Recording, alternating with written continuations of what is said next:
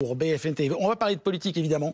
J-1 pour l'examen du projet de loi immigration en commission mixte paritaire et c'est sans doute la réunion de la dernière chance qu'Elisabeth Borne tiendra ce soir à Matignon. La première ministre reçoit les leaders de la droite. Objectif déverrouiller les gros points de blocage d'ici demain. On va voir ça en détail avec vous, Fanny Wegscheider, avant de retrouver mes invités. Bonjour.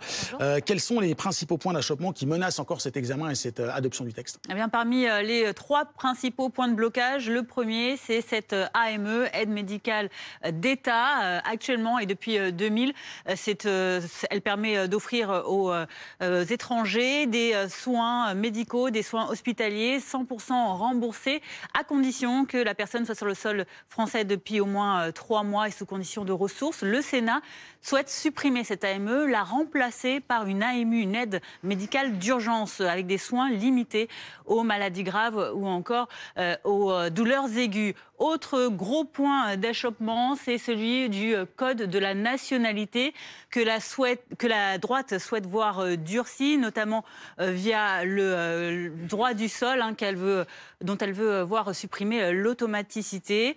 Et puis, autre grande ligne rouge également qui est au cœur de cette CMP qu'il faudra débloquer, c'est l'accès aux prestations sociales, les APL, les allocations sociales familiales. Les sénateurs veulent que les candidats résident depuis au moins 5 ans sur le sol français contre 6 mois actuellement.